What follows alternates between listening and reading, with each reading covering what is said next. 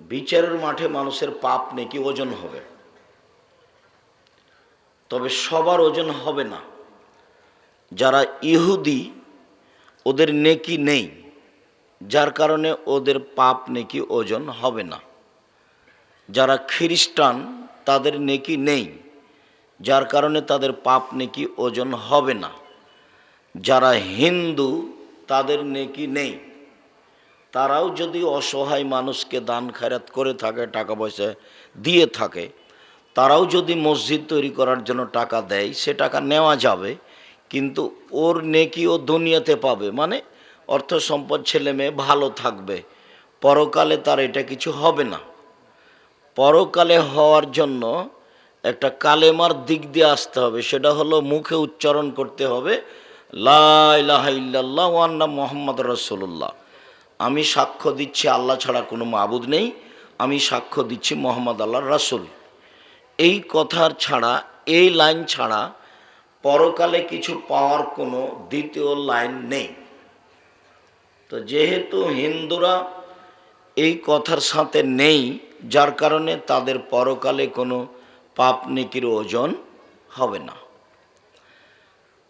এদেশে যারা শিয়া হিসাবে আছে, কাদিয়ানি হিসাবে আছে, বা এইরকম কাছাকাছি যারা আছে, তাদেরও নেকির পাল্লা, পাপের পাল্লা হবে না। মানে তার বিশ্বাস, কথা, কর্মের কারণে লা ইলাহা ইল্লাল্লাহ ওয়া আন্না মুহাম্মাদ রাসূলুল্লাহ এটা কেটে গেছে। কেউ যদি মহাস্থানে গিয়ে সন্তান চায় আর যদি বলে লা ইলাহা ইল্লাল্লাহ মুহাম্মদ রাসূলুল্লাহ, তাহলে লাভ হবে না। মহাস্থানে গিয়ে সন্তান চাওয়ার কারণে ওটা কেটে গেছে। ওকে বলা হয় শিরক, আবার বলা হয় বড় গুনাহ, কাবিরা গুনাহ। কাবিরা গুনার সিরিয়ালে 1 নাম্বার। বহুদিন আমি এই মাঠে পাপের সিরিয়াল দিয়েছি যে পাপের জগতে সবচেয়ে বড় পাপ কোনটা। তখন আল্লাহর নবী বলেছেন আল ইশরাকু বিল্লাহ, আল্লাহর সাথে শিরক করা।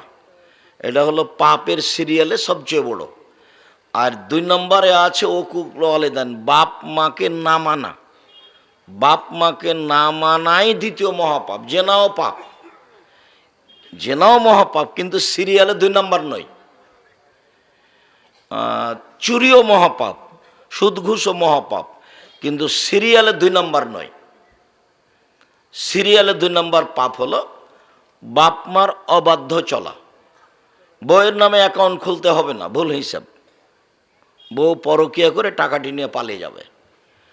হয় নিজের নামে খুলতে হবে দেশ বিদেশে থাকলে, আর নাহলে বাপের নামেই খুলতে হবে, মায়ের নামে খুলতে হবে, অন্তত পালিয়ে যাবে না কোথাও।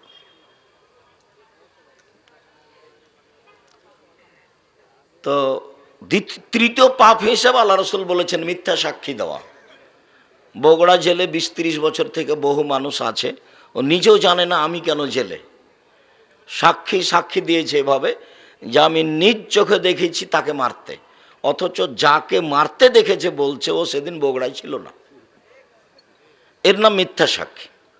তো মিথ্যা সাক্ষী খুব ঘৃণিত কাজ, যার কারণে সিরিয়ালেও 3 নম্বর পাপ বলে আমাদের নবী মুহাম্মদ সাল্লাল্লাহু আলাইহি ওয়াসাল্লাম ঘোষণা দিয়েছেন। তো যেটা বলছিলাম সেটা হলো যারা বড় পাপ, শিরক বড় করে করেছে, তাদেরও পাপ নাকি বিচারের মাঠে ওজন হবে না। তো তাদের জাহান্নামের বিষয়টি কি হবে? তখন আল্লাহ বললেন যে ইউরাফো বেসিমাহিম, তাদের মুখমণ্ডল দেখে তাদের চিনা যাবে। ওয়ায়ুখাযু বিন নাওয়াসি ওয়াল আকদাম, তার পা এবং মাথার সম্মুখ ভাগ ধরে তাকে জাহান্নামে নিক্ষেপ করা হবে ওজন ছাড়াই। পাপ নেকির ওজন ছাড়াই। তাহলে ইহুদি, খ্রিস্টান, হিন্দু, কাদিয়ানি, শিয়া, এই ধরনের আরও যত আছে যারা কবর সংক্রান্ত পাপ করে ধর্মচ্যুত হয়েছে, এদের ওজন হবে না পাপ নেকি। পাপ নেকি ওজন হবে, এটাই চূড়ান্ত। এ মর্মে একটি আয়াত বলে আমরা আমাদের আলোচনায় থাকি।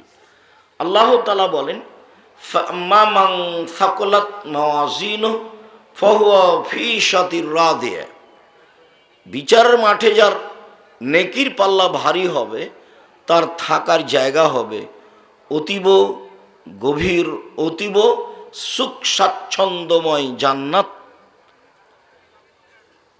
ওয়াম্মা মান খাফফাত মাওয়াজিনুহু ফাউম্মুহু হাবিয়া, আর যার নেকির পাল্লা হালকা হয়ে যাবে তার থাকার জায়গা হবে অতীব গভীর গহ্বর জাহান্নাম, হাবিয়া। অমাদ্রাকা মাহিয়া, মোহাম্মদ সাল্লাল্লাহু আলাইহি সাল্লাম আপনি কি বলতে পারেন হাবিয়া নামক জাহান্নামটি কি? এইটার পরিচয় কি আপনার জানা আছে? এরপরে আল্লাহর রাসূল বলছে, আল্লাহ তাআলা বলছেন নারুন হামিয়া, তা হচ্ছে জ্বলন্ত উত্তপ্ত আগুন। নেকির পাল্লা যদি হালকা হয়ে যায় তাহলে থাকার জায়গা হলো হাবিয়া, আর যদি নেকির পাল্লা ভারী হয়ে যায় তাহলে থাকার জায়গা হলো জান্নাতুল মাওয়া। অত্র আয়াতে বোঝা যায় যে মানুষের পাপ নেকি ওজন হবে। তাহলে এবার আমরা আমাদের আলোচনায় ফিরে যাই। আজকের আলোচনার সূচনাতে বলতে চাচ্ছি যে সালাত আদায় করলে নেকি হয়, তবে দাঁড়ি পাল্লাই এ নেকি সবচেয়ে ভারী নয়। যদিও সালাত এমন একটা ইবাদত যে সালাত যদি না আদায় করে মানুষ তাহলে অন্যান্য ইবাদত কাটা যাবে, বাদ পড়ে যাবে। আউয়ালু মা ইসআলু বিহি আল আবদু ইয়াউমাল কিয়ামাহ সালাহ, আল্লাহ নবী বলছেন যে বিচারের মাঠে মানুষকে প্রথম যেটা জিজ্ঞাসা করা হবে সেটা হলো সালাত, নামাজ। ফাইন সালাহাত সালাহু সাইর আমালিহি, যদি তার সালাত টিকে যায়, সালাত আছে বলে প্রমাণ হয়ে যায়, তাহলে কবেলা সাইর আমালিহি, তার সব আমল কবুল করা হবে, বাস ভালো। অইন রুদ্দাত আলাইহি সালাতুহু, আর যদি সালাত তার উপরে প্রত্যাখ্যান করা হয়, সালাত নেই এইটা যদি ঘোষণা হয়, তাহলে রুদ্দা আলাইহি সাইর আলমাহি, তার কোনো আমল নেই, সব বাতিল। সালাত এমন একটা ইবাদত যার উপরে নির্ভর করে অন্যান্য ইবাদত। সালাত এমন একটা ইবাদত যার উপরে নির্ভর করে অন্যান্য ইবাদত। এর পরেও সালাতের যে নেকি আছে এইটা নেকির পাল্লায় সবচেয়ে ভারী নেকি নয়। নেকির পাল্লায় সবচেয়ে যেটা ভারী নেকি সেটা হলো ভালো আচরণের নেকি। ইবাদতের জগতে সবচেয়ে দামি ইবাদত হলো সিয়াম, যার বিনিময় নেকি নয় বরং তার বিনিময় হলো জান্নাত।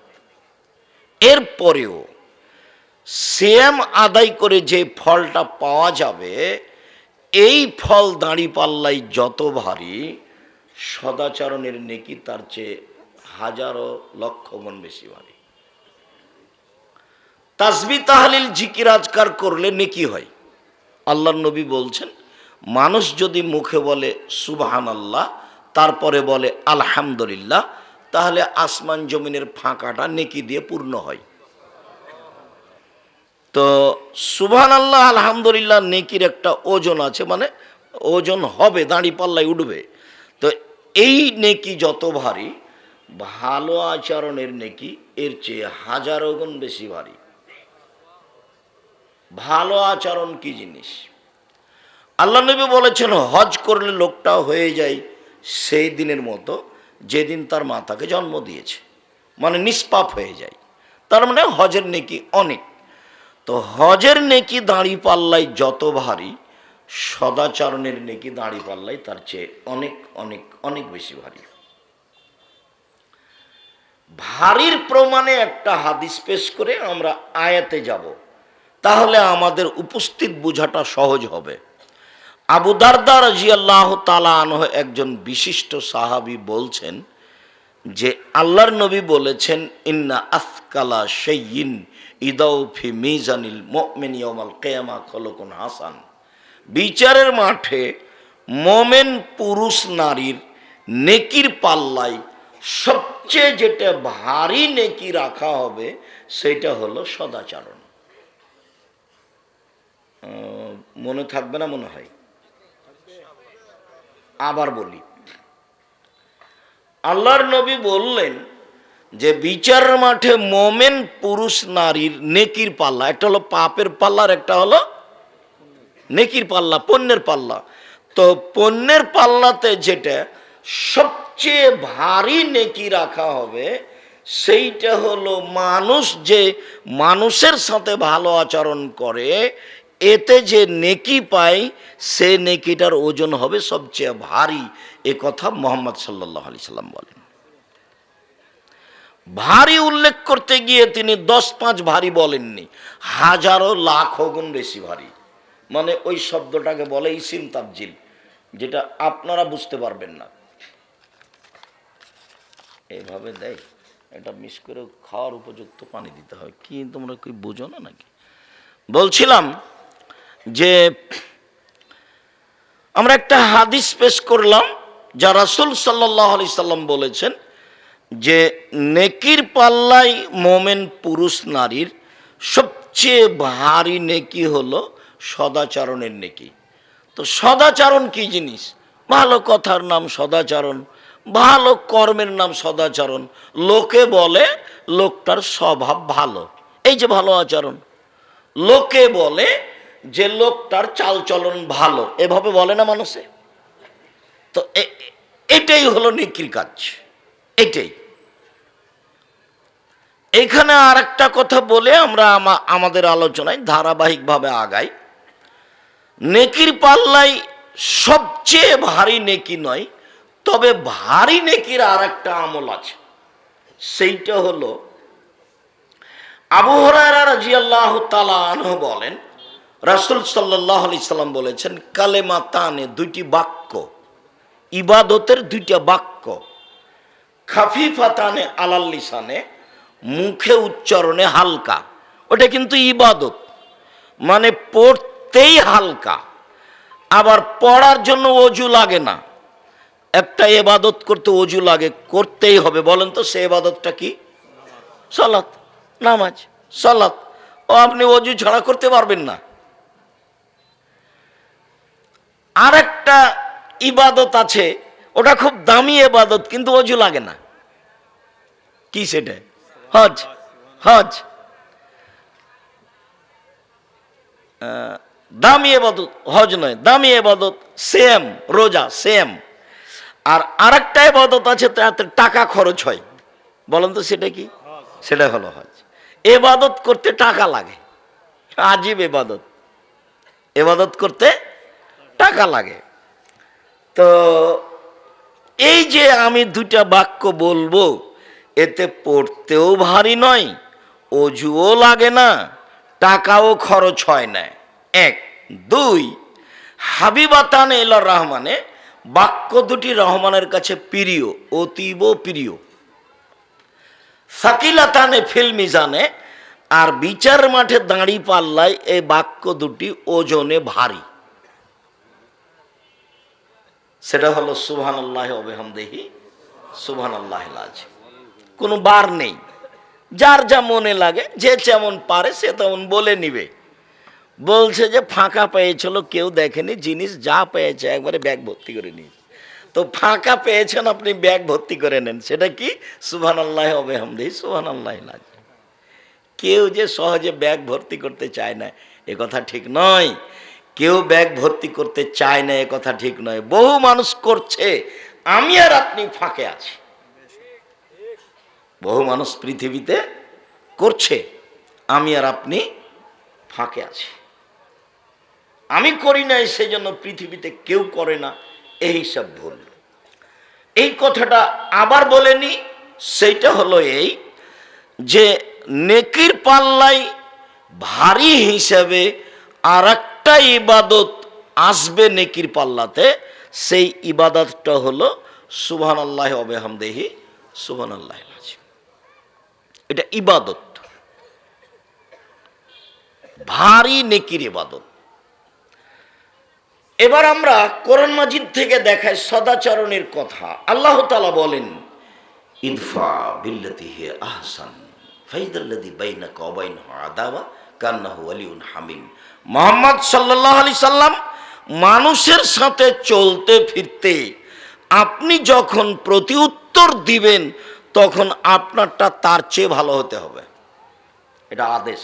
এই ছেলে, যারা দাঁড়িয়ে এইসব মেশিন যন্ত্রপাতি ঠিক করছে তারা কি সব সময় দাঁড়িয়েই থাকবে? তো তুমি এত চিল্লাচিল্লি করছো কেন? ভদ্রতা কাকে বলে, ধৈর্য কাকে বলে? ধৈর্য কি ঘোড়ার ডিম? আমি আব্দুর রাজ্জাক বিন ইউসুফ, এদেশের শতকরা ৯৫ জন মানুষ মাঝহাব মেনে চলে, যাদের সামনে কথা বলার আমাদের বাস্তবে কোনো সুযোগ নেই, কিন্তু যন্ত্রের সাহায্যে আমরা তাদের ঘরের ভিতরে আছি, যার কারণে পৃথিবীর লাখো কোটি মানুষ আমাদেরকে জানে।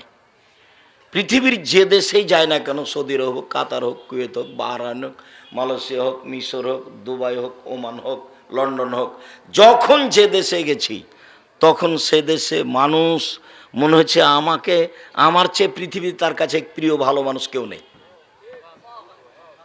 তো আমার সামনে বসে কোনোদিন বক্তব্য শোনেনি, আমার সামনে আজও কেউ ছবি ধরতে পারে না। এক সময় এগুলো আমার সামনে খাড়ো করে রাখবে এরকম পরিবেশ ছিল না। যখন আমি বুঝতে পারলাম এর উপকার, তখন আমি বলেছি তোমরা ভালো যন্ত্র নিয়ে সামনে আসো, যার ফল খুব ভালো বুঝতে পারা যায়। ওমান গেছি তো সন্দীপের এক ছেলে, তার নাম হাবিব, ও বলছে যে আপনি আসবেন বলে আমার গাড়িতে 4 দিনের জন্য আপনার নামে অক্ষ করেছি। 4 দিন এই গাড়িতে কোনো ইনকাম করব না। আমার গাড়িটা 4 বছর হলো শোরুম থেকে বের করা। এখন কেউ যদি গাড়িতে উঠে যদি না বলে যে আজকেই শোরুম থেকে গাড়ি বের করেছো না কি, এই কথা যদি না বলে, আমি হাবিব গাড়ি চালাবো না। তার মানে গাড়ির যত্ন, তার মানে ও কি করে? গাড়ির যত্ন নেই, ঝকঝকে আছে। তা আমি আমাদের ড্রাইভারগুলোকে বলি, গাড়িতে উঠলেই বলি, ভ্যানে উঠলেও বলি, অটোতে উঠলেই বলি, জামিয়া সালাফে অনেক ভ্যান, অটো, গাড়ি, 4-5 জন ড্রাইভার। ভাইয়ের কথাতে একটা মনে পড়ছিল কথা, জামিয়া সালাফে এবছরের সম্মেলনে খরচ হয়েছে 17 লাখ টাকা, 17 লক্ষ। ওই টাকা দিয়ে একটা বিল্ডিং, একটা প্রতিষ্ঠানের বিল্ডিং হয়ে যাবে। এদেশের সবচেয়ে বড় প্রতিষ্ঠান জামিয়া সালাফিয়া, সবচেয়ে বেশি সংখ্যায় প্রতিষ্ঠান জামিয়া সালাফিয়া। শিক্ষা মানে, শিক্ষক সংখ্যায়, শিক্ষক গুণে, প্রতিষ্ঠানের আয়াতনে জামিয়া সালাফিয়া সবচেয়ে বড় প্রতিষ্ঠান। জামিয়া সালাফিয়া রূপগঞ্জ, নারায়ণগঞ্জ, ঢাকা প্রায় 100 বিঘা জমির ওপরে। জামিয়া সালাফিয়া ডাঙ্গিপাড়া পাওয়ার আছে প্রায় 40 বিঘা জমির ওপরে। জামিয়া সালাফিয়া যেটা মহিলা শাখা হতে যাচ্ছে রাজশাহীতে, সেটা প্রায় 60 বিঘা জমির ওপরে, যার 40 বিঘা পুকুর। যেটা জামিয়া সালাফিয়া দিনাজপুর, সেটা 20 বিঘা জমির ওপরে।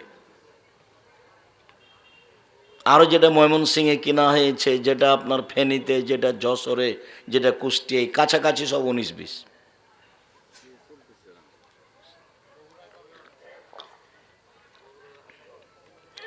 বগুড়া তোমাদের এটা শাখা হিসেবে ঘোষণা দিতে দেখলাম আবদুল্লাহকে সেদিন। এখন এটার পরিধি কি হয় কি না হয়, কতদূর কি হয়, সিলেবাস পরিবর্তন হবে, জামিয়া সালাফের সাথে কতদূর সম্পর্ক, সময়ের গতিতে ধীরে ধীরে জানা যাবে ইনশাআল্লাহ।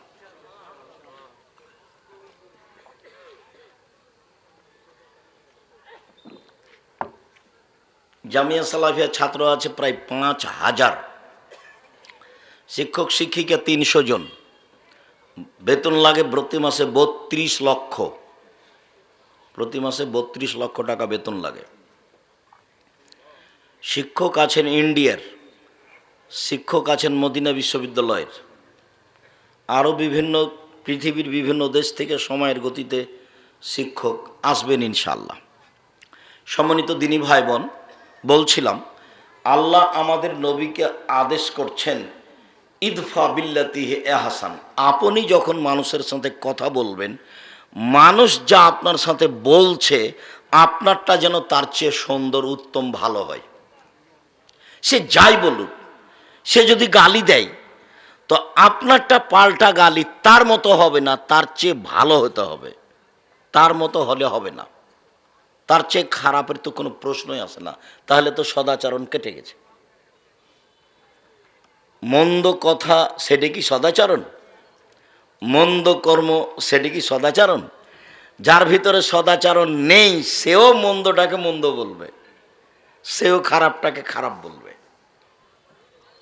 খারাপটা খারাপই, খারাপটা কোনোদিন ভালো হয় না। তার বাস্তব দেখলে আপনাদের বিগত সরকারকে দেখবেন, আমার মনে হচ্ছিল যে রাস্তাঘাট গাছপালা সবই এ দল করে।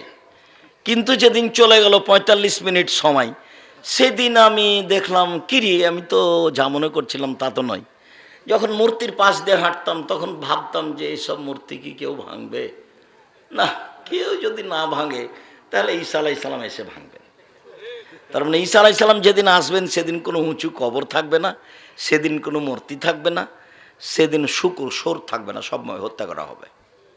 সারা পৃথিবী জুড়ে কোনো কবর থাকবে না, সব ভেঙে দেবেন। সেদিন শাহজালালের কবর সিলেটের এমনি ভেঙে দেবে মানুষ। সেদিন কেউ রক্ষা করার থাকবে না, তার আগে কেউ ভেঙে দিতে পারে। এই ছেলেটা বলছে তার আগেই ভাঙবে, হতেই পারে, স্বাভাবিক, হওয়াই স্বাভাবিক। ও তো আল্লাহর নবীর আদেশ, ও তো আল্লাহর নবীর আদেশ, ভাঙতেই হবে, এটা আল্লাহ রাসূলের আদেশ। ওটা এক সময়ে মানুষ বাস্তবায়ন করবে, সময়ের গতিতে করবে। বলছিলাম, মহান আল্লাহ বলেন আমাদের নবীকে, জাদেল হুম বিল্লাতি হে আহসান, মুহাম্মদ সাল্লাল্লাহু আলাইহি সাল্লাম, আপনি যখন মানুষের সাথে তর্কে বিতর্কে লিপ্ত হবেন তখন আপনার কথা যেন ওর চেয়ে উত্তম হয়, সুন্দর হয়। জাদেল হুম বিল্লাতি হে আহসান, আপনি মানুষের সাথে মুখামুখি কথা বলুন, কিন্তু আপনার কথা হবে তাদের চেয়ে অতীব উত্তম, সদাচরণ। আল্লাহ তাআলা বলেন, ফাবিমা রাহমাতিম মিনাল্লাহ লিনতা লাহুম, মুহাম্মদ সাল্লাল্লাহু আলাইহি সাল্লাম, আল্লাহর পক্ষ থেকে বড় দয়া যে আপনি নরম স্বভাবের মানুষ হয়েছেন। নরম স্বভাব। ওয়ালাউ কুনতা ফাদ্দান গালিদাল কালব, যদি আপনি কঠোর স্বভাবের মানুষ হতেন, কর্কশ স্বভাবের মানুষ হতেন, লান ফাযযু মিন হাওলিক, তাহলে মানুষ আপনার পাশ থেকে সরে যেত। পিটিয়ে সেবা নেওয়া যায় অল্প কয়েকদিন, আদর দিয়ে ভালোবাসা দিয়ে সেবা নেওয়া যায় স্থায়ী। যদি আপনার ভাষা কর্কশ কঠোর হতো, আচরণ ভালো না হতো, মানুষ আপনার পাশ থেকে সরে যেত। শুনুন, জরুরি কয়েকটা কথা আপনাকে বলি। এক, ফাফু আনহুম, মানুষের সাথে চলতে গিয়ে মানুষ যে আপনার সাথে অন্যায় করেছে সেটা আপনি ক্ষমা করে দেন, মানুষকে ক্ষমা করতে শিখুন। আল্লাহ বলছেন কাকে? আমাদের নবী মুহাম্মদ সাল্লাল্লাহু আলাইহি সাল্লাম। আমরা পরে আছি। শুনুন, মানুষের সাথে চলতে গিয়ে মানুষ যে আপনার সাথে অন্যায় আচরণ করেছেন সেটা আপনি ক্ষমা করুন, আদেশ। আল্লাহ আদেশ করছে। বিচার নেওয়া পরে, ধ্বংস কামনা করা পরে, তারপরে বলছেন ওয়াস্তাগফির লাহুম, মানুষ যে আপনাকে গালি দিয়ে, অকথ্য ভাষায় গালি দিয়ে, দেশ থেকে তাড়িয়ে দিয়ে পাপ করেছে, এর জন্য আপনি আল্লাহকে বলুন, আল্লাহ ওরা আমাকে গালি দিয়ে পাপ করেছে, তুমি তাদের পাপ ক্ষমা করে দাও। সদাচরণ কি জিনিস? সদাচরণ কি? আপনি অটোতে বসে আছেন, আমি উঠছি, তো উঠতেই লোকটা টান দিয়েছে, তো আমি ধাক্কা খেয়েছি, তখন আমার ব্যাগটা আপনার মুখের উপরে গিয়ে পড়েছে। তখন আপনি বলছেন হ্যাঁ আপনার কপালে চোখ নাই, এটা একটা আচরণ। আর আপনি বলছেন আচ্ছা আচ্ছা যাক, মনে আমি এটা ভারী মনে, বসেন বসেন, যাক হয়েছে, এটা কিছু সমস্যা নেই, সমস্যা, বসেন বসেন বসেন, কোনো সমস্যা নেই, বসেন। এটা একটা আচরণ, ওটা একটা আচরণ। কপালে চোখ নাই, দেখেন না, একটু ঢং করে উঠতে পারেন না, ওটা একটা আচরণ, এটা একটা আচরণ। কোনটা সদাচরণ? ক্ষমতা দেখিয়ে দুদিন বেঁচে লাভ নাই, ফেরাউন চলে গেছে। ক্ষমতা দেখিয়ে মানুষের প্রতি জেল জুলুম অত্যাচার করে মানুষকে আয়না ঘরে রেখে কোনো লাভ নাই, একদিন চলে যেতেই হবে। আজ হোক আর কাল। মানে সময় আসলে রক্ষা হবে না। তবে আল্লাহর নবী বলছেন, ইন্নাল্লাহ ইউমলি লিয-যালিম, আল্লাহ তাআলা জালেমকে সময় দেন, জালেমকে সুযোগ দেন অন্যায় করার। অন্যায় করতে থাকে করতে থাকে করতে থাকে, তো মানুষ মনে করে কই কত মানুষের প্রতি জুলুম করলো, কত মানুষকে পানিতে ডুবিয়ে মারলো, জেলে হত্যা করলো, আলেম ওলামাকে জেল ফাঁসি দিল, তারপরেও তো বিচার হয় না। কই মানুষে বলছে যে জুলুম করলে আল্লাহ বিচার করবে, কই হয় না। যায় যায় যায় যায়, আল্লাহর নবীও বলছেন, বুখারী মুসলিমের হাদিস, আল্লাহকে সুযোগ দেন, দিতে দিতে দিতে দিতে হাত্তা যা আখাজাত লাম ইউফলেত, যখন ধরে ফেলেন তখন আর সময় দেন না।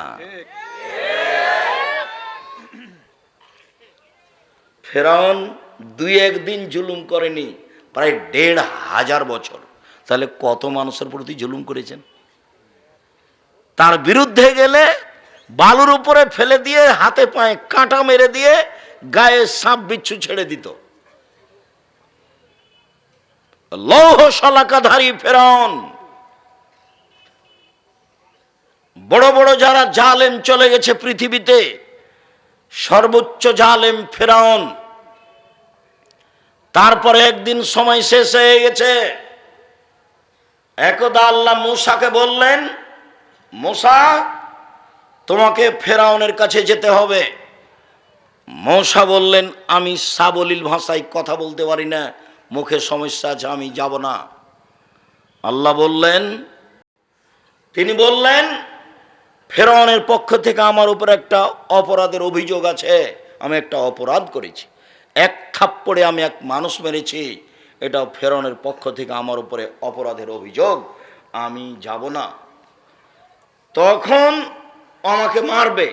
তখন আল্লাহ বললেন, আমি তোমার সাথে আছি, কেমনে তোমাকে মারে সেটা আমি দেখব। তখন মূসা বললেন, ঠিক আছে, তাহলে আমার ভাইকে আমার সাথে দিতে হবে। ঠিক আছে, তাই হলো। মুখ ঠিক করে দিলাম, ফেরাউন মারতে পারবে না, আমি আপনার সাথে আছি। হারুনকে দিলাম, এবার যান। এবার দুই ভাই এসে বলছেন স্বাধীনতা। দুই ভাই এসে বলছেন, বানি ইসরায়েলকে ছেড়ে দেন, আমাদের সাথে স্বাধীনতা লাগবে। বানি ইসরায়েলকে এভাবে দাস দাসী করে রেখেছেন কেন, ছেড়ে দেন। তখন ফেরাউন বলছেন, কে তুমি কি সেই মূসা নও যাকে আমি শিশুকালে বহুদিন লালন পালন করেছি? তুমি কি তোমার বয়সের বহু বছর আমার মাঝে ছিল না?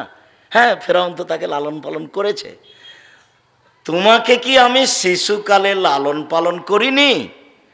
তুমি কি বহু বছর আমার মাঝে থাকোনি? তুমি যা করেছো তা করেছো, তুমি তোমার কর্ম করেছো, তুমি এক থাপ্পড়ে মানুষ মেরেছ, তুমি বড় অকৃতজ্ঞ। আমার মানুষকে হত্যা করে আমার দেশ থেকে চলে গিয়ে তুমি আমাকে দাওয়াত দিতে আসো, তুমি বড় অকৃতজ্ঞ। মূসা আলাইহিস সালাম বললেন, জি, আমি যা করেছি তা করেছি, আমি তখন ভুল পথে ছিলাম, আমি আপনার হত্যার ভয়ে দেশ ছেড়েছি। আমার প্রতিপালক আমার প্রতি দয়া করেছেন, দয়া করে আমাকে জ্ঞানে গুণে পূর্ণ করেছেন, তিনি আমাকে নবী করেছেন। ঠিক আপনি আমার প্রতি অনুগ্রহ করেছেন, অনুগ্রহ করে আপনি খোঁটা দিয়েছেন, খোঁটা দিয়ে আপনি বানি ইসরায়েলকে দাস দাসীতে পরিণত করেছেন। ভাষা পরিবর্তন করে তুমি বড় উদ্ধত স্বৈরাচার, তুমি বড় সীমালঙ্ঘনকারী। ঘোষণা মূসা আলাইহিস সালাম ফেরাউনের সামনে দিলেন। যা হওয়ার তাই হলো। ফেরাউন হত্যার জন্য প্রস্তুতি নিল, মূসাকে হত্যা করতে হবে। তার মানে ফেরাউনের জুলুমের সময় শেষ হয়ে আসছে, ফেরাউনের জুলুমের সময় শেষ হয়ে আসছে। যা হওয়ার তাই হলো। মূসা আলাইহিস সালাম পার হয়ে গেলেন সাগরে, ফেরাউন সাগরে ঢুকে গেল, দুই দিকে পানি দাঁড়িয়ে আছে। ফেরাউন জানে, হুঁশিয়ার মানুষ সচেতন, যে আমি যদি ভিতরে চলে যাই, পানি যদি দুদিক থেকে চেপে আসে তাহলে কি হবে। এটা তার বুঝের অভাব ছিল না, কিন্তু যখন মানুষ রাগ করে তখন বুদ্ধি কমে যায়। এত খেপেছে ফেরাউন, মূসাকে সে হত্যা করবেই। যার কারণে সে রাস্তায় নেমে গেল। দুই দিক থেকে পানি এসে জমা হয়ে গেল। যখন পানি এসে জমা হয়ে গেল তখন ফেরাউন বলল, আন্নাহু লা ইলাহা ইল্লাল্লাযী আমানাত বিহি বানু ইসরাঈল ওয়া আনা মিনাল মুসলিমিন। আমি ঘোষণা দিচ্ছি আল্লাহ ছাড়া কোনো মাবুদ নাই। আমি মেনে নিলাম তাকে আল্লাহ বলে, যাকে বানি ইসরাঈল মেনে নিয়েছে। আমি একজন মুসলিম। ঘোষণা দিল ফেরাউন, আমি একজন মুসলিম। তখন আল্লাহ বললেন, আল আন, এখন, অকাত আসাইতা কাবল, তুমি তো নাফরমান ছিলে ইতিপূর্বে, তুমি তো জমিনে বিপর্যয় সৃষ্টি করেছ। মনে রেখো, তুমি আলিয়া বানুনা জিকা বেবাদা নিকালে তা কুনালেমান খালফাকা আয়, আমি তোমার শরীর রেখে দিলাম চিরদিনের জন্য। পৃথিবীতে যত মানুষ জুলুম অত্যাচার করবে তাকে জানতে হবে শেষ পরিণতি হবে ফেরাউনের পরিণতি। জুলুম করে রেহাই পাবে না মানুষ। দাঙ্গাবাজি করে, ক্ষমতা দেখে, দলীয় দাপটে, অর্থ সম্পদের দাপটে, বিদ্যার দাপটে মানুষকে অপমান করে বেশি দিন টিকা যায় না। জুলুমের ফল দুইবার ভোগ করতে হবে, একবার ইহকালে, একবার পরকালে। জুলুমের ফল যখন পরকালে ভোগ করতে হবে তখন বিচার আর তাড়াতাড়ি হবে না। যত জালেম আছে সবার বিচার দেরিতে হবে। যারা জাকাত দেয় না তারাও জালেম। কিভাবে? ফকিরের টাকা মেরে খেয়েছে, এই জন্য তার বিচার দেরিতে হবে। যারা জালেম, আল্লাহর নবী বলছেন ওদের বিচার দেরিতে হবে। কতদিন দেরি আল্লাহ ভালো জানে। একদিন যদি দেরি হয় 50,000 বছর, 3 দিন যদি দেরি হয় 1.5 লক্ষ বছর, কতদিন দেরি হবে আল্লাহ ভালো জানে। প্রত্যেক জালেমের বিচার দেরিতে হবে। মহান আল্লাহ বলেন, মুহাম্মদ সাল্লাল্লাহু আলাইহি সাল্লাম, আপনি মানুষকে মাফ করুন। মানুষ যে আপনাকে গালি দিয়ে কিছু কথা বলে পাপ করেছে, এর জন্য আপনি আল্লাহকে বলুন, আল্লাহ ওদের যে গুনাহ হয়েছে সেটা ক্ষমা করে দাও। অসাবেরহুম ফিল আমর, আপনি পরামর্শ করে কাজ করুন। ফাইজা আযামতা ফাতাওয়াক্কাল আলাল্লাহ, যখন আপনি কোনো কাজ করবেন, সিদ্ধান্ত নেবেন, তখন আপনি আল্লাহর উপরে ভরসা করবেন, আপনি কাজে সফল হবেন। আমাদের নবীকে আল্লাহ তাআলা আদেশ করেন মানুষকে ক্ষমা করার জন্য এবং মানুষের জন্য ক্ষমা চাওয়ার জন্য। তাহলে সদাচরণ একেই বলে।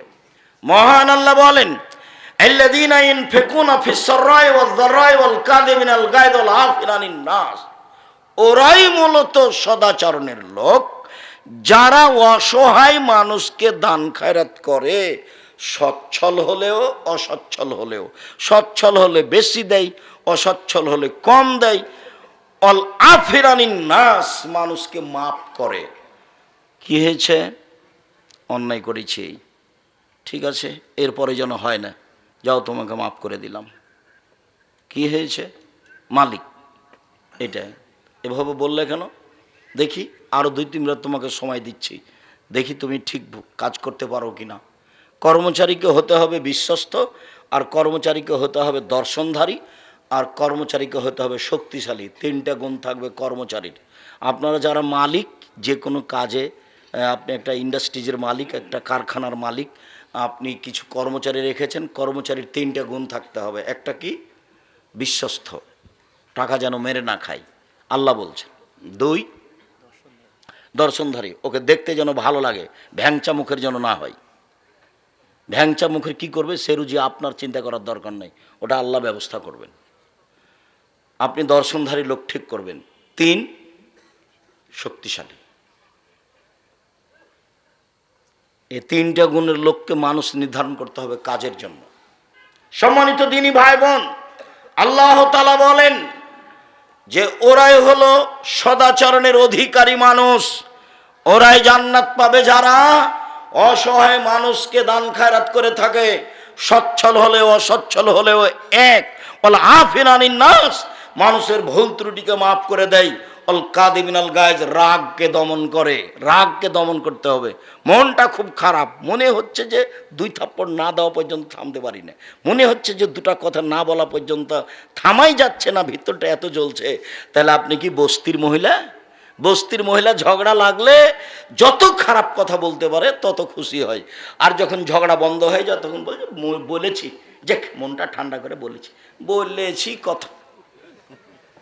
তো আপনি কি বস্তির মহিলার মতো যে আপনার চরিত্র কেন এত আপনি খেপে যাচ্ছেন কেন? দুটো বলে নিলে আপনার কি হবে বলিয়েন না তো। বলেননি তখন কি হয়েছে? আমি তো দেখি ফেসবুকে ইউটিউবে মানুষ আমাকে বলে যে আপনাকে যে এত মানুষ ধুয়ে ছেড়ে দেয়, তা আপনি কিছু বলেন না কেন? তা আমি তো ওর নামই তো নি না, তা আমি বলবো কি? আমি এতটুকু বলি যে ওর যদি কথা বন্ধ হয়ে যায় তখন আবার রিং দিয়ে বলি, ভাইজান আপনার কি টাকা শেষ হয়ে গেছে? আর কোনো গালি ছিল কি? আর কোনো গালি থাকলে আবার আমি রিং দিলাম, ওটা আপনি শেষ করে নেন। ও কত বলল সেটার আমার উত্তর দেওয়ার দরকার নেই। ওর পাতা আমি কোনোদিন পড়িনি, পড়বও না। মাঝহাবের পাতা আমি কোনোদিন পড়িনি, পড়বও না। ওই নিয়ে আমি চিন্তা ভাবনা করি না কোনোদিন। কোনোদিন মানুষের একটা বক্তব্য শুনেছি সেই হিসাবে বক্তব্য দিতে শিখেছি, এটা আমার মনে পড়ে না। কামারপাড়ায় এসেছি বক্তব্য দিতে, কেন? তো মৌলানা আব্দুর রব খুলনা আসেননি সেই জন্য। বীরকুষ্টিয়া মাদ্রাসায় এসেছি বক্তব্য দিতে, মাদ্রাসার সূচনা শুরু হবে সেই জন্য। প্রথম ইটটা আমার হাতের দেওয়া। কে যদি অস্বীকার করে থাকলে সে ধোঁকাবাজ, অস্বীকার করেছে, মিথ্যুক। প্রথম ইটটা আমার হাতের দেওয়া। তারপরে যিনি দিয়েছেন ছিলেন শেহাবুদ্দিন সন্নি, গোবিন্দগঞ্জ গায়েবান্ধা, মারা গেছে। বলছিলাম সদাচরণ কি জিনিস আল্লাহ তাআলা বলেন। এবার চলেন হাদিসে কয়েকটা বলি। মোজায়না কাবিলার একজন বলছেন, আল্লাহর নবী, মা খায়রো মাউতিল ইনসানো, আল্লাহ তাআলা মানুষকে অনেক নিয়ামত দিয়েছেন, জমি জায়গা, টাকা পয়সা, বাড়ি ঘর, স্ত্রী, আহাল পরিবার, সব কিছু দিয়েছে, অনেক নিয়ামত দিয়েছে। আল্লাহর নবী, সবচেয়ে যেটা ভালো নিয়ামত সেটা কোনটা একটু বলেন তো আল্লাহর নবী? এটা জিজ্ঞাসা, সবচেয়ে উত্তম ভালো কোনটা? তখন আল্লাহ রাসূল উত্তরে বললেন, আল খলকুল হাসান, ভালো আচরণ হলো সবচেয়ে উত্তম নিয়ামত। যার মুখ খারাপ তার কাছে ভালো আচরণ উত্তম নিয়ামত নেই। যে গালি দেয় বউকে, জনগণকে, তার কাছে উত্তম নিয়ামত নেই। যে কথায় কথায় খেপে উঠে তার কাছে আল্লাহর পক্ষ থেকে উত্তম নিয়ামত নেই। এই ছেলে, মানুষকে অর্থ সম্পদ, জমি জায়গা, গাড়ি বাড়ি দিয়েছে, তার মধ্যে সবচেয়ে উত্তম কোনটা দিয়েছে বলো তো দেখি? সদাচরণ। সদাচরণ কি জিনিস গো? ভালো কথা ভালো কর্ম। সদাচরণ কি জিনিস? ভালো কথা ভালো কর্ম। লোকে বলে ছেলেটা ভালো, এই যে এটার নাম সদাচরণ। লোকে বলে ছেলেটার ব্যবহার ভালো, এটা হলো ভালো কথা ভালো আচরণ। লোকে বলে ওর স্বভাবই খারাপ, ও দুমুখা, ওর কথা বলছেন কেন, ওর স্বভাব খুবই খারাপ, ওকে দেখতে মন চায় না, ওকে আমি দেখলে ঘৃণা করি, এর নাম খারাপ আচরণ। এই ছেলে বসো, দয়া করে অল্প সময় কাজ দেখাবেন না। যারা আপনারা দিনী বোন আছেন, আপনারা একটু লজ্জাবোধ ইতস্তবোধ করেন। ঢং ঢং করে এসেছেন, হেঁটে আবার ঢং ঢং করে চলে যাচ্ছেন কেন? গেলেন কেন? আজ তো আমি রাত 12টায় আসিনি, আজকে তো আগে এসেছি। আপনি আজকে বাড়ি চলে গেলেন কোন শরমে? আমি আপনার জন্য এসেছি। সারা বগুড়া জেলার যদি আমি প্রোগ্রাম নিই তো কয়েকশো হবে। তো মানুষের বছর বছর পার হয়ে যায়, একদিন আসতে পারি না, তো আপনাদের সুবাদে আসি। আমি আপনার জন্য এসেছি, আপনি চলে যাচ্ছেন মানে? চলে গেলেন কেন? আপনি সংসারের কি বুঝেন? সংসার কিভাবে করতে হয় সেটা আপনি কি জানেন? আপনার বাপ আপনার বিবাহ দিয়েছে, আপনি স্বামীর কাছে গেছেন, সেই জন্য আপনার বাচ্চা হয়ে গেছে, আপনি মা। মা কাকে বলে আপনার কি জানা আছে? দিন রাত আমি বলেছি, সেই জন্য আপনি মা কাকে বলে বলতে পারেন? আপনার বাড়িতে যদি আমি এখনই ঢুকি, তাহলে আপনার নাতি নাতনির অথবা আপনার ছেলের একটা পায়খানা করা পট আছে, সেটা হলো ঘোড়া। তা আমাদের বাড়িতে তো এই পটটা 3 মিনিটও থাকবে না। হয় পট ফিরিয়ে দিব, না হয় মাথা কেটে দেব। পট অবস্থায় আমাদের বাড়িতে থাকতে পারে না, এটা অসম্ভব। আপনার বাড়িতে আছে, আপনি একজন হস্তিনী মহিলা, মাস্টার ডিগ্রি পাস, আপনার স্বামী বলে। আমি আব্দুর রাজ্জাক বৈশাখ জিন্দেগিতে আপনাকে আমি মাস্টার ডিগ্রি পাস বলিনি। আপনি একটা রাস্তাঘাটের নিম্ন শ্রেণীর মহিলা, যারা বস্তিতে বসবাস করে, যারা নগ্ন হয়ে চলে, অকথ্য ভাষায় গালি দেয় মানুষকে, জেনার শব্দ উল্লেখ করে গালি দেয়, আপনাকে আমি নিম্ন শ্রেণীর মানুষ মনে করি। কে বলেছে আপনি হেডমাস্টার? আপনার শোকে যে কাঁকড়া আছে, আপনি শিক্ষিত মানুষ মহিলা, কে বলেছে আপনাকে? আমি তো বলিনি কোনোদিন।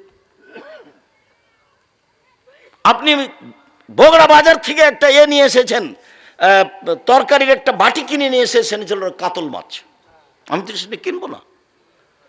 আপনি একটা আয়না কিনে নিয়ে এসেছেন স্বাদ করে, সেটা হলো রুই মাছ। সেটা কি করে হতে পারে? আপনি একজন শিক্ষিত মহিলা, এটা কিভাবে হতে পারে? শিষ্টাচার কাকে বলে? শিষ্টাচার কি জিনিস? আপনার ছেলে মেয়ে নাতি নাতিন সবাই পুতুল নিয়ে খেলায়, প্লাস্টিকের পুতুল হোক আরো কিছু হোক, লোহা লক্কর স্বর্ণের হোক না কেন, আপনি কি দিয়ে নিজেকে শিক্ষিতা মনে করেন? আমি যে হাদিসটি দিন রাত আপনাকে শোনাই, সে হাদিস তো আমি নিজের কথা কোনোদিন বলিনি, সে হাদিস তো বুখারী মুসলিমের হাদিস। জাবের রাদিয়াল্লাহু তাআলা বলেন, আমরা আল্লাহ রাসূলের সাথে যুদ্ধ করে আসছিলাম, বাড়িতে ঢুকবো মদিনায়, আল্লাহ রাসূল বললেন সবাই তোমরা থামো। থেমে গেলাম। আমি বললাম, আল্লাহর নবী, আমি নতুন বিবাহ করেছি, আমাকে বাড়ি যেতে অনুমতি দেন। আল্লাহ নবী বললেন, ও তুমি নতুন বিবাহ করেছো? কুমারী মেয়ে বিবাহ করেছো, যার কোনোদিন বিবাহ হয়নি, এরকম মেয়ে বিবাহ করেছো, না তালাক প্রাপ্ত মেয়ে বিবাহ করেছো? তো জাবের বললেন, আল্লাহ নবী, আমি তালাক প্রাপ্ত মেয়ে বিবাহ করেছি। তখন আল্লাহ রসুল বললেন, হাল্লা বিক্রান্তলায় বতুলায় বোকা, তুমি কুমারী মেয়ে কেন বিবাহ করলে না? তুমি তার সাথে খেলতে, ও তোমার সাথে খেলতো। তুমি কুমারী মেয়ে কেন বিবাহ করলে না? তুমি তার সাথে খেলতে, ও তোমার সাথে খেলতো। আল্লাহ রসুল যে কথা বললেন, জাবের রাদিয়াল্লাহু তাআলা সে কথার উত্তর না দিয়ে তিনি বলছেন, আল্লাহর নবী, আমার আব্বা উহুদের যুদ্ধে শহীদ হয়েছেন 9 জন মেয়ে রেখে, আমার 9 জন বোন আছে। আল্লাহর নবী, উহুদের যুদ্ধে আমার বাপ শহীদ হয়েছেন 9 জন মেয়ে রেখে, আমার 9 জন বোন আছে। আক্রাহুয়ান আতাজাওয়াজা মিসলাহুন্না, ওদের মতো কম বয়সের বুদ্ধি কম মেয়েকে আমি বিবাহ করা পছন্দ করিনি, বেশি বয়সের মেয়ে বিবাহ করেছি 4টা কারণে। এক, লেতুয়াল্লেমাহুন্না, আমার স্ত্রী যেন আমার বোনদেরকে বিদ্যা শিখাতে পারে। 2, অলে তুয়াদ্দেবাহুন্না, আমার স্ত্রী যেন আমার বোনদেরকে শিষ্টাচার শিখাতে পারে। আপনার মেয়েটার নখ বড় আছে, এটা ভালো শিষ্টাচার? তা আপনি নাকি মা, আমি তো বলেছি এই মেয়েটাকে, এই তুমি তোমার মাকে খালা বলে ডাকে, নাহলে সৎমা বলিও। ও সৎমা, আপনি কেমন আছেন? নইলে তুমি যদি ওটা যদি তোমার নিজ মা হয়, তো তোমার নখটা বড় থাকে কি করে? নবীগণের বৈশিষ্ট্য 10টি, নবীগণের স্বভাব 10টি, নবীগণের খাসলাত 10টি, নবীগণের বৈশিষ্ট্য 10টি, নবীগণের স্বভাব 10টি। সব নবী এই 10টি স্বভাবে রূপান্তরিত ছিলেন। 1, দাড়ি বড় করতে হবে। চেঁচে ফেলা নারীদের সাদৃশ্য, চেঁচে ফেললে অভিশাপ হয়, চেঁচে ফেললে চোখের পাওয়ার কমে যায়, চেঁচে ফেললে স্ত্রী মিলন ক্ষমতা চলে যায়। 2, কাসু সারেব, মোচ কেটে ফেলতে হবে, চেঁচে ফেলা যাবে না, মোচ থাকবে, এটা পুরুষের পরিচয়। 3, কাসুল আজফারে, নখগুলি কেটে ফেলতে হবে। পুরুষ নারী একই হুকুম, নখ কেটে ফেলতে হবে। শিষ্টাচার, বৈশিষ্ট্য, খাসলত, অভ্যাস, নীতি, সব নবীর এরুমি নীতি। না থলে বেতে বগলের লোম উঠে ফেলতে হবে, ব্লেড ব্যবহার করা হবে না। নারী পুরুষ একই হুকুম। হালাকুলানাতে নিচের লুম পরিষ্কার করতে হবে, ঊর্ধ্বে টাইম 40 দিন, পুরুষ নারী একই হুকুম। পেশাব পায়খানার পরে পানি দিয়ে পবিত্রতা অর্জন করতে হবে। পানি দিয়ে পবিত্রতা অর্জন করে যারা, আল্লাহ তাদের প্রশংসা করেছেন। তবে ঢেল নিয়ে 40 কদম হাঁটতে হবে, পায়ের উপরে পা উঠাতে হবে, খক খক করে কাশতে হবে, এটা হলো নোংরামি। এই নীতি আল্লাহ রসুল বলেননি, তিনি বলেছেন পানি দিয়ে পবিত্রতা অর্জন করতে হবে। পেশাব পায়খানার পরে পানি দিয়ে পবিত্রতা অর্জন করতে হবে। পানি না থাকলে ঢেল টিস্যু পেপার, আগে ঢেল টিস্যু পেপার, 40 কদম হাঁটা, পায়ের উপরে পা উঠানো, খক খক করে কাশা, এই নোংরা নীতি আল্লাহ রসুল না করেছেন। তিনি বলেননি যদি 40 কদম হাঁটাই লাগে পবিত্রতার জন্য, তাহলে তার স্ত্রীকে হাঁটতে হবে না? তার বউ 40 কদম হাঁটবে, পায়ের উপরে পা উঠাবে, খক খক করে কাশবে, তো পুরুষ মানুষ কেমন কেমন ভাববে। তো আপনি যখন ওভাবে হাঁটেন তখন মহিলা মানুষ দেখে, তখন মহিলা মানুষকে কেমন কেমন লাগে। একই কথা, দুটাই ব্যাপার। এরকম নোংরা কাজ তো ধর্ম হতে পারে না। বলছিলাম আল্লাহর নবী সামনে জাবের বলছেন, আল্লাহর নবী, আমি বেশি বয়সের মেয়ে বিবাহ করেছি যাতে করে আমার স্ত্রী আমার বোনদেরকে শিষ্টাচার শিখাতে পারে। শিষ্টাচার কি জিনিস? কেন বাড়িতে পুতুল আছে? তার নাম শিষ্টাচার। কেন আপনার স্ত্রী যখন বাচ্চাটাকে গায়ে জামা দিচ্ছে তখন বাম হাতে ঢোকালো কেন? আগে ডান হাত ঢোকাতে হবে। শিষ্টাচার কাকে বলে? আপনার স্ত্রী বলে দিল না, বাচ্চা যখন পেশাবখানায় যাবে, আব্বু দোয়া পড়ে যাও, আম্মু দোয়া পড়ে আসো, আব্বু ডান কাতে সও, পা কেবলার দিকে থাক, আর যেদিকে থাক তাতে আসে যায় না। জুতা আপনি ডাইন পায়েটা পরো আব্বু, খোলার সময় বাম পায়েটা খোলো। শিষ্টাচার কাকে বলে? শিষ্টাচার কি জিনিস? নখে নেইল পালিশ দিতে হবে, ইসলামী শিষ্টাচার নয়। এটা ইহুদি খ্রিস্টানদের পতিতালয়ের মেয়েদের বৈশিষ্ট্য। নখ কেটে ফেলতে হবে, নখ রাখা, নখে নেইল পালিশ দেওয়া ইহুদি খ্রিস্টানদের পতিতালয়ের মেয়েদের বৈশিষ্ট্য। মুসলিম মহিলারা নখে মেহেদি দিবে, হাতের নখে তো মেহেদি দিবেই, পায়ের নখেও দিতে হবে, দিতে বাধ্য। হাতের নখে মেহেদি দিতে হবে মহিলাদেরকে, পায়ের নখে মেহেদি দিতে হবে। এটা হলো তাদের ইসলামী শিষ্টাচার। কপালে টিপ দিতে পাবে না। হিন্দু মেয়েদের বিবাহ করার 10টি পদ্ধতি রয়েছে, তার একটি পদ্ধতির নাম রাক্ষসী বিবাহ। মেয়ের বাপ বিবাহ দিবে না, ছেলে জোর করে বিবাহ করবে, কপালে টিপ দিতে পারলে বিবাহ হয়ে গেছে। ওটা হলো হিন্দু নীতি। ওটা মুসলমানের ঘরে আসলো কি করে? টিপ দেয় কি করে? এই কাপড় পরে কি করে? এটা শিষ্টাচার হয় কি করে? এই যে নগ্ন, এই যে বোরখা, ফ্যাশন বোরখা, এটা শিষ্টাচার হলো কি করে? শিষ্টাচার কি জিনিস?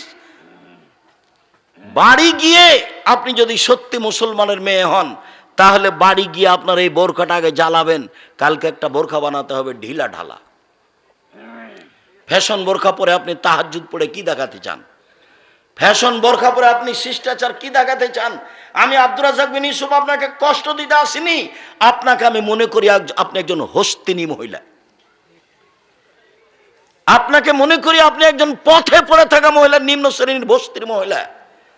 আপনি আমাকে বলেন, আব্দুর রাজ্জাক সাহেব, আপনি কিভাবে এটা বলেন? আমি হচ্ছি খাদিজার মতো, আমি হচ্ছি আয়েশার মতো। ঠিক আছে, আমি আপনাকে আয়েশার মতো মনে করলাম, আপনাকে আমি খাদিজার মতো মনে করলাম। আয়েশা রাদিয়াল্লাহু তাআলা আনহা বলেন, আমার স্বামীর কবর হলো আমার ঘরে। আয়েশার স্বামী কে? মুহাম্মদ সাল্লাল্লাহু আলাইহি সাল্লাম। আমার স্বামীর কবর হলো আমার ঘরে। তখন আমি আমার ঘরে এমনিতে যাই, মাথায় কাপড় দিই না, এমনিতে যাই। কিছুদিন পরে আমার স্বামীর পাশে কবর হলো আমার বাপের। তখন আমি মনে করি এটা আমার স্বামীর কবর, এটা আমার বাপের কবর। আমি কবরের পাশে এমনিতে যাই, মাথায় কাপড় থাক আর না থাক সেটা বিবেচনা করি না।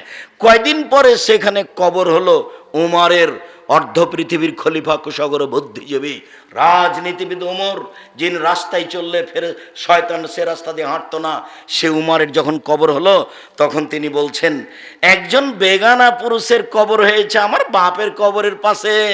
তা আমি লজ্জা করি, আমি লজ্জা করে মাথায় কাপড় দিয়ে যাই, আমি আঁটো সাঁটো হয়ে নিজেকে গুটি নিয়ে কবরের পাশে যাই। কেন? আমি একজন বেগানা পুরুষের কবরকে লজ্জা করি।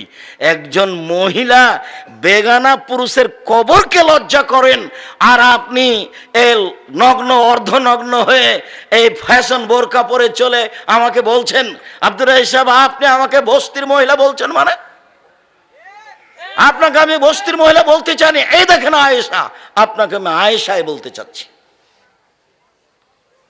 আপনার মেয়ের নখ বড় আছে, জবাব আমাকে দিতে হবে। আমাকে দিতে হবে কেন?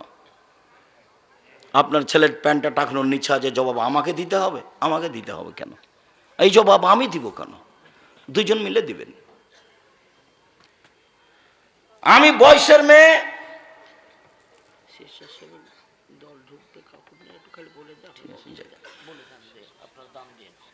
আল্লাহ রাসূল, আমি বয়সের মেয়ে বিবাহ করেছি, বলে তুরাজ্জালাহুন্না, আমার স্ত্রী যেন আমার বোনদের মাথার চুল চিরুনি করে সাজগোজ করে পরিপাটি করে রাখে। মেয়ের চুল ওভাবে রেখেছেন কেন? সামনের দিক কেটে। মেয়ে বড় হয়ে গেছে, ওভাবে পিছনে চুল কেটেছেন কেন? জন্মের সপ্তম দিন শুধু মেয়েদের মাথা নেড়ে করা যাবে, আর কোনোদিন মেয়েদের চুল কাটা যাবে না। জরুরি দুর্ঘটনা সেটা ভিন্ন কথা। তো রোজ মেয়েদের চুল সাজগোজ করেন, এটা কি? আল্লাহর নবী, আমি বেশি বয়সের মেয়ে বিবাহ করেছি যাতে করে আমার বোনদের চুল চিরুনি করে সাজগোজ করে পরিপাটি করে রাখতে পারে। চার, বলে তাকুমা আলাইহিন্না, আমার স্ত্রী যেন আমার বোনদেরকে পাহারা দিতে পারে। এই কোথায় গেছিলা? এই মাথায় কাপড় দিয়ে বাইরে যাও, এই রাস্তার এক পাশ দিয়ে হাঁটো, এই তোমার আব্বুকে সালাম দাও, এই তোমার আব্বুর কাপড়টা ঠিক করে নাও, এই তোমার আব্বুর বিছানাটা ঠিক করেছো। সব সময় মা পাহারা দিবে কাকে? মেয়েকে, ছেলেকে। পাহারাদার। আমি বলিনি এ কথা, আল্লাহ রাসূল বলছেন মা হলেন পাহারাদার। আপনি ছেলে মেয়ের কি করেন? আপনার ছেলে মেয়েকে আমার সামনে দাঁড় করান, দেখি আপনি কেমন শিক্ষিতা মহিলা, আপনাকে আমি দেখে ছেড়ে দিই। আপনাকে তো আমি দুর্বল ভাষায় কিছু বলতে চাই না, আপনাকে আমি বস্তির মহিলা মনে করব কেন? আপনাকে তো আমি খাদিজার মতো সম্মান দিতে চাচ্ছি। 1 মিনিট দেখবেন খাদিজাকে, 1 মিনিট দেখবেন। এ দেখেন জিবরাইল আলাইহিস সালাম আল্লাহর নবীর কাছে এসে বলছেন, মোহাম্মদ, ওই যে খাদিজা আসছেন, তার হাতে একটা বাটি আছে, বাটিতে তরকারি আছে। ফাকরা আলাইহা সালাম মিন্নি অমিন রব্বেহা। ও আসলে আপনি বলবেন, খাদিজা তোমাকে আল্লাহ সালাম দিয়েছেন, তোমাকে জিবরাইল সালাম দিয়েছেন। ও বাসারা বে বাইতিন বে কাসবিন লা সাখাবা ওয়ালা নাসাবা। আপনি তাকে একটা খুব উন্নত মানের পদার্থ দ্বারা তৈরি জাঁকজমকপূর্ণ প্রাসাদের সংবাদ দেন, যেই প্রাসাদে থাকবে না কোনো অশান্তি, থাকবে না কোনো হইচই। জিবরাইল বলছেন আমাদের নবীকে, কার ব্যাপারে? খাদিজার ব্যাপারে। 1 মিনিট দেখবেন। এ দেখেন সারা, সারাকে দেখেন 1 মিনিট। এ দেখেন সারা, সারার গায়ে যখন হাত দিতে গেল, স্বৈরাচারী শাসক দাঁড়িয়ে হাত বাড়িয়েছে, সারার গায়ে হাত লাগাবে। সারা বলছেন থামেন, আগে অজু হবে, 2 রাকাত সালাত হবে, তারপরে কোনো কথা। সারা অজু করলেন, 2 রাকাত সালাত আদায় করলেন, তারপরে বলছেন আল্লাহুম্মা ইন কুনতা তাআলাম আমানতু বিকা ওয়া রাসূলিকা। হে আল্লাহ, তুমি যদি জেনে থাকো আমি তোমাকে বিশ্বাস করি, তোমার নবী ইব্রাহিমকে নবী বলে বিশ্বাস করি। অহাসান্তু ফারজিল্লাহ জাওজি, জিন্দেগিতে আমার লজ্জা স্থান আমার স্বামী ছাড়া কাউকে ব্যবহার করতে দিনি। এই 3টা কথা যদি ঠিক হয়ে থাকে, হলা তুসাল্লা তালাল কাফেরা, কোনো কাফের যেন আমার গায়ে হাত লাগাতে না পারে। কথা শেষই হয়নি, কাফের অজ্ঞান হয়ে পড়ে গেছে। হাদিস বুখারী মুসলিম। নির্জনে আমি বলছি, আমি তোমাকে মেনে নিয়েছি, তুমি আল্লাহ। আমি বলি না ইব্রাহিম আমার স্বামী, এ কথা আমি বলছি না। আমি বলছি ইব্রাহিম নবী। আমি তাকে কিভাবে মেনে নিয়েছি? নবী বলে মেনে নিয়েছি। এটা হলো আমার 2 নম্বর কথা। 3 নম্বর কথা, জিন্দেগিতে আমি জেনা করিনি। এই কথা 3টা যদি সত্য হয়ে থাকে, তো এই নির্জনে কাফের যেন আমার গায়ে হাত লাগাতে না পারে। এর নাম সারা। আপনাকে আমি এভাবে সম্মান করতে চাচ্ছি।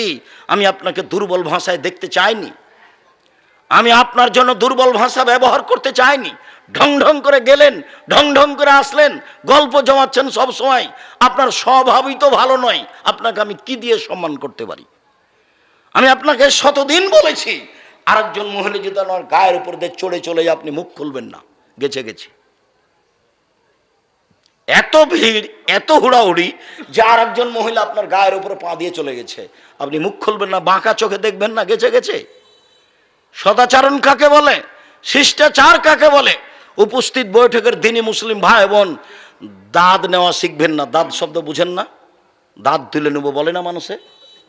দাঁত নেওয়া শিখবেন, প্রতিশোধ নেওয়া শিখবেন না। প্রতিশোধ নেই, প্রতিশোধ গেছে, প্রতিশোধ বিদায় করে দিয়েছি।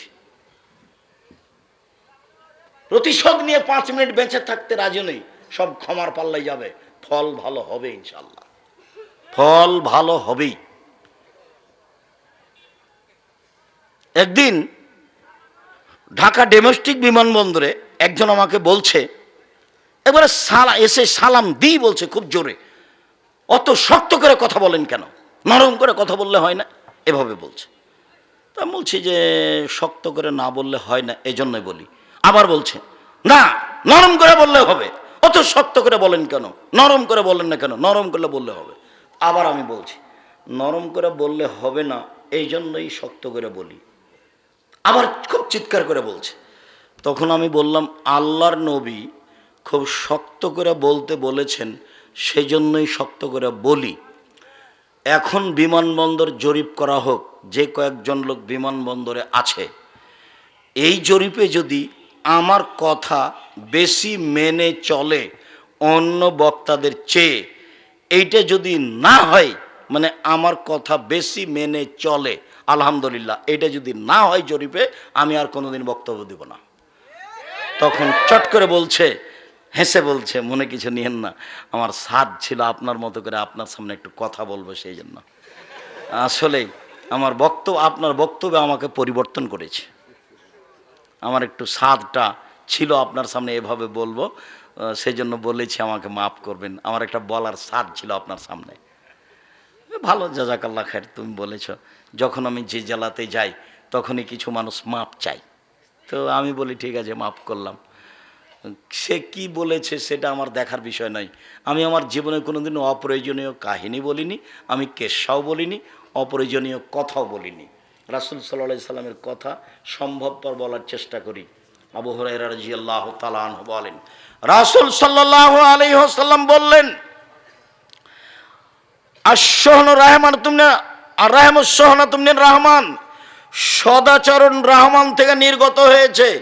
রাহামিম এই শব্দ থেকে সদাচরণ শব্দটা নির্গত হয়েছে। এবার আল্লাহ বলছেন, এই সদাচরণ, মানওয়াসালাকে ওয়াসালতহু ওমান কাতাকে কাতাতহু, সদাচরণ তোমাকে যে নিবে আমি আল্লাহ তাকে নিব, সদাচরণ তোমাকে যে ছেড়ে দিবে আমি আল্লাহ তাকে ছেড়ে দিব। যার সদাচরণ নেই তার